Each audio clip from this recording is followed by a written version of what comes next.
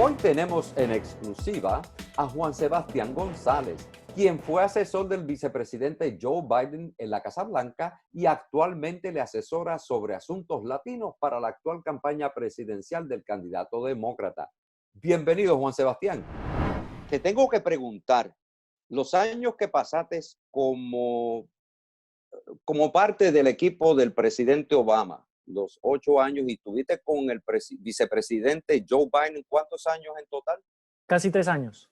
Casi 3 años. Te tengo que preguntar, la curiosidad mía no me permite proceder con lo que nos atañe en estos días, que él es como candidato a la presidencia. ¿Cuántas veces se ha escrito ya lo que es el obituario político de Joe Biden?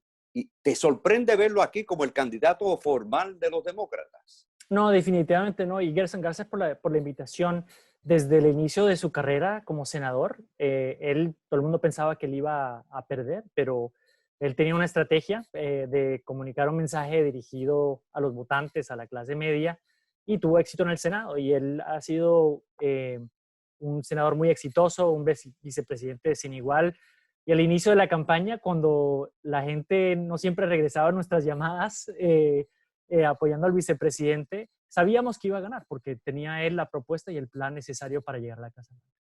Con las experiencias que tiene legislativas en el Congreso, las conexiones, trabajar bipartidistamente y hacer lo que se tiene que hacer para seguir adelante un proyecto de ley, que eso lo vimos en despliegue durante los años del presidente Obama, los 8 años, que fue de los más fieles y leales vicepresidentes a un titular. A nivel personal, yo a veces me pongo a pensarlo, a lo mejor estoy equivocado, esas experiencias que tuvo él con perder su primera esposa en ese accidente fatal, sus hijos que ha perdido, a pesar de la edad que tiene, le dan a eso, le dan otra formación, otro tipo de ventaja a las sensibilidades que estamos pasando en Estados Unidos, en esta nación. No, Gerson, tienes toda la razón. En primer lugar, en su carrera legislativa y cuando yo trabajé con él, él siempre nos decía, trata a los republicanos con el mismo respeto que tratas a los demócratas. Porque aquí, si queremos que nuestras políticas tengan éxito, tienen que ser bipartidistas. Eso lo cree él, y así es él como él trabajó su tiempo en el Senado y en la Casa Blanca. Pero también él está muy enfocado en la clase media y él sabe que el éxito internacional y doméstico de este país es cuando un presidente y una Casa Blanca invierten en la clase media. Pero también él es una persona que, y si tenemos tiempo te cuento una anécdota, el sufrimiento que él tiene hace que él tiene una empatía por el sufrimiento de la gente. Yo he oído varios cuentos de varias personas de que cuando personas que eran oficiales en el gobierno, no importar el rango, si ellos tenían hijos que eran soldados en Irak, el vicepresidente los ponía en su lista de oraciones y rezaba por ellos. En un caso les regalaba su rosario y siempre los tenía muy en mente. Esa es una persona que tiene mucha empatía, pero también su deber por el país. Te cuento bien rápido, nosotros cuando fuimos la segunda vez a Guatemala, está en su libro, 2 días antes recibió noticia de que su hijo, que ya no iba a haber oportunidad para salvarlo, y que ya iba por la estrecha final. A los 2 días, sin embargo, se subió al avión y fue a Guatemala porque él sabía que lo que tenía que hacer es continuar a enfocarse en avanzar los intereses del país y obviamente regresó a estar con su familia. Entonces es una persona que siente las cosas y que ama este país de forma muy estrecha. ¿Qué tú piensas que necesitamos nosotros, la comunidad latina de esta nación, enfocarnos en lo que va a ser esta elección en términos a Latinoamérica, América Latina, como tú lees, el Caribe, todo lo que componemos estos países hermanos?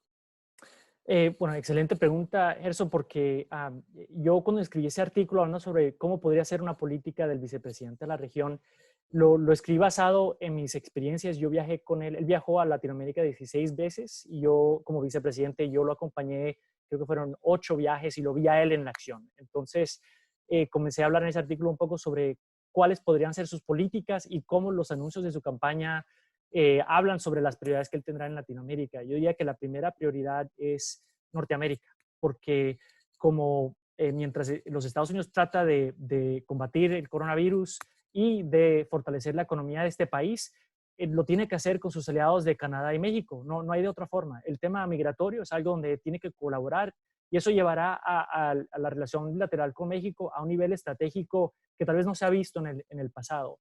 Más allá, él es alguien que lideró este programa de $750 millones, él mismo lo desarrolló. Él reconoce que los muros no van a prevenir a una familia que está huyendo la seguridad o cuyos hijos están sufriendo de hambre. No hay muro que los mantenga afuera. Y la mejor inversión es invertir en la seguridad y la prosperidad de la región. Él también es alguien que le quiere mucho al Caribe, ha estado muy involucrado en las políticas del Caribe. Colombia es un país que como senador apoyó a Plan Colombia desde su inicio y se mantuvo muy involucrado, pero también Brasil. Entonces, el vicepresidente es alguien que conoce la región muy bien, se mantendrá involucrado, pero también si uno ve las prioridades hoy en día, pero las futuras también, los retos del cambio climático, la amenaza de la competencia de China, los movimientos antidemocráticos alrededor del mundo, mejores aliados no tiene los Estados Unidos que Latinoamérica. En ese artículo que tú escribiste, la autoría tuya, que es reciente, me parece que fue el 29 de julio que se publica en America's Quarterly, tú lo titulas Joe Biden y el futuro de las Américas. Tan sencillo, directo como eso. Te pregunto yo a ti, mencionaste a Colombia, tu país natal, y sé la situación de Colombia, porque cuando hacía programas radial, Colombia ocupó el periodo que yo tenía muchas de las conversaciones. Yo tenía un programa diario de 3 horas y hablamos mucho de Colombia, así es que estoy familiarizado con, desde afuera, como puertorriqueño, en Nueva York, viendo los problemas continuos de Colombia. ¿Qué necesita? Y te voy a meter aquí dentro del río que no quieres nadar, o a lo mejor sí quieres nadar en ese río. Colombia ahora mismo, tú como colombiano, teniendo el amor que tienes por tu patria, como todos los colombianos que yo he conocido, y como los puertorriqueños y cubanos que todos queremos a nuestra patria, ¿qué tú harías? Si tú tuvieras el oído de decirle a Joe Biden en el oído, esto es lo que necesita Colombia ahora mismo, ¿qué tú le dirías? Pero, yo siendo de Cartagena y llegando a este país, lo que a mí me inspiró cuando me volví ciudadano en meterme al gobierno es porque vi lo que hizo Clinton, pero también después Bush en apoyar a Plan Colombia. Eso demuestra que los Estados Unidos puede tener un rol de ayudar a países a transformar. Entonces, yo creo que ese es, en un momento donde en Washington se divide la ciudad entre quienes se quieren ya salir de Colombia, porque ya llevamos casi 2 décadas allá, y otros que piensan que, bueno, necesitamos seguir haciendo lo mismo.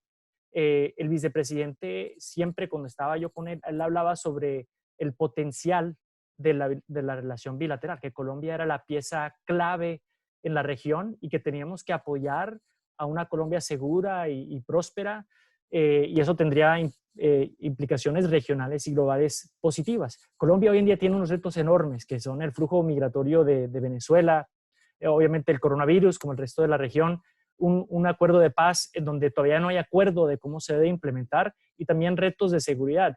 Yo creo que aquí la forma de ver a Colombia como por el vicepresidente es respetar a las instituciones colombianas, trabajar con Colombia como un compañero, aliado, un igual, no dictarle cátedra a Colombia, pero también en esas mismas alianzas es tener conversaciones muy directas sobre los retos que enfrentamos y tratar de buscar forma de contrarrestarlos. Entonces, yo creo que Colombia, si puede resolver el tema de seguridad, es un país que tiene un potencial enorme económico, cultural y regional, que es algo que está en el interés nacional de los Estados Unidos de apoyar. Es interesante que mencionas eso y no voy a indagar más sobre Colombia porque quiero ir a Cuba, pero déjame decirte que durante el tiempo que yo estuve reportando y hablando y conversando con oyentes, yo siempre dije, cuidado Colombia con permitir que se inserte o se llegue a formar un ejército, aunque sea para protegerlo. No dejen que Estados Unidos no da nada de gratis, y ahí podemos estar de acuerdo muchísimo, que sabemos, Estados Unidos te da $1, pero te va a quitar 1,000, aún con las buenas intenciones que tiene. El ejemplo es de Puerto Rico, y no quiero como puertorriqueño enfocarme en el limbo político que tiene Puerto Rico. Vamos a pasar a otros países más problemáticos. Venezuela. También está lo que consideran algunos el desastre ahora del presidente Maduro. Está Cuba, las relaciones que avanzaron en la administración del presidente Barack Obama. en lo cual Joe Biden tuvo que ver porque asesoró bastante. Te pregunto, Cuba, Venezuela, puedes poner Bolivia también.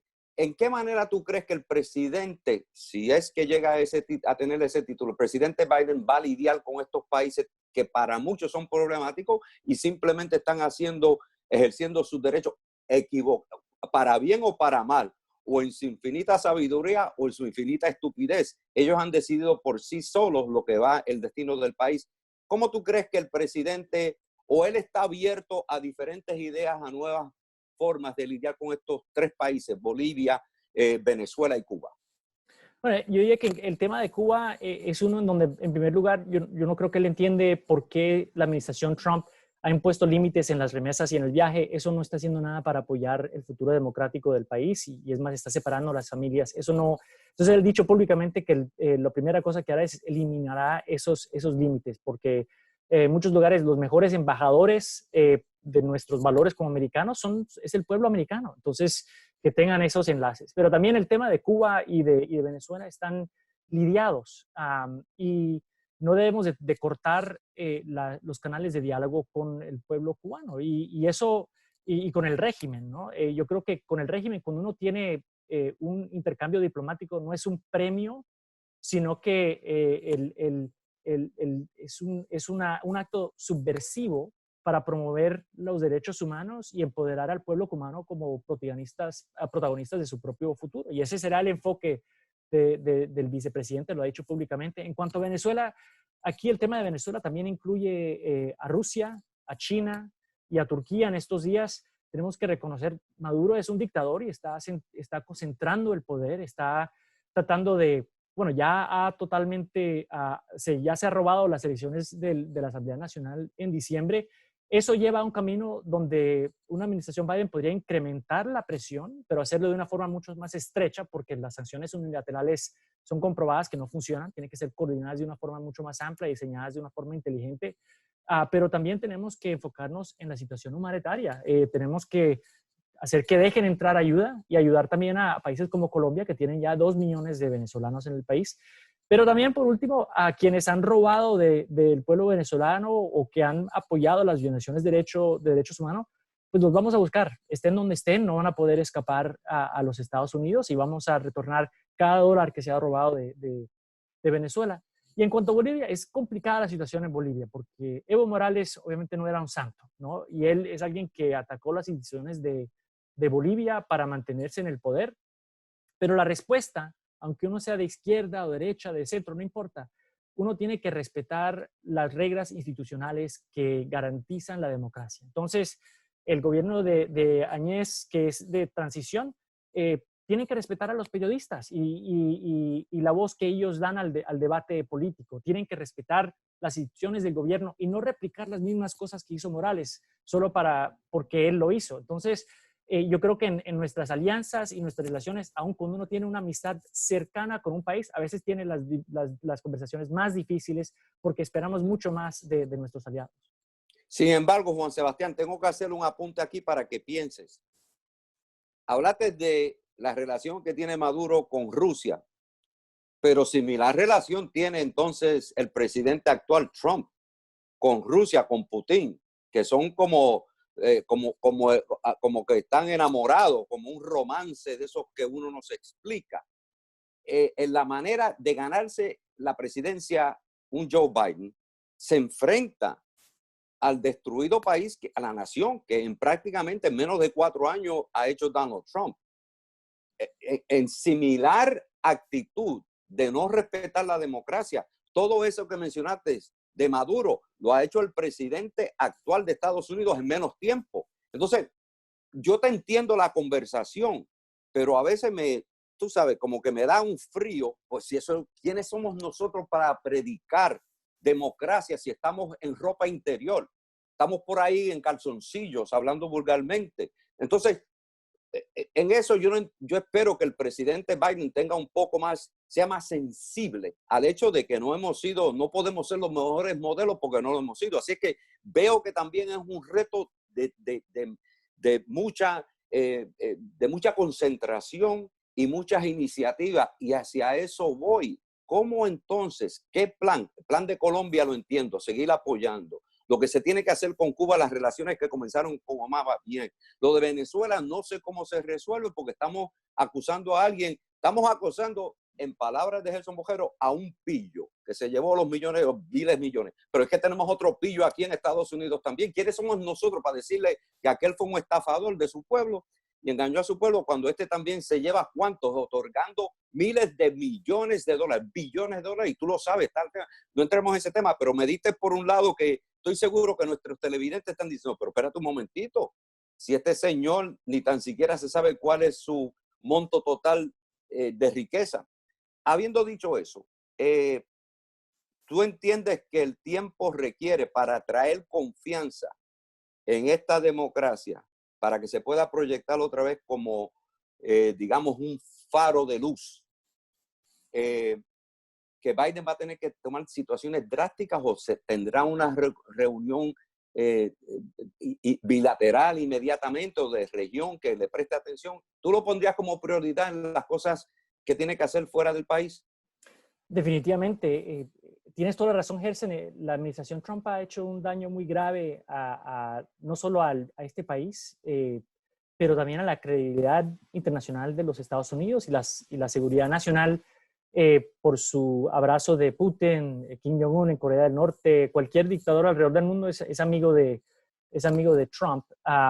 Y eso es algo que, como dices, los Estados Unidos es un faro para el resto del mundo por bien o por mal. Y cuando es por mal, le da una excusa a aquellas fuerzas de corrupción, sea donde sean, para que avancen, porque saben que los Estados Unidos no van a hacer nada al respecto.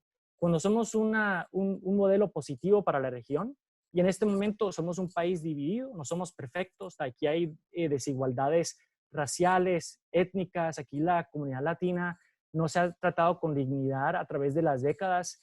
Entonces, yo creo que eso nos da un espacio para tener una conversación mutua de cómo podemos construir mejores sociedades.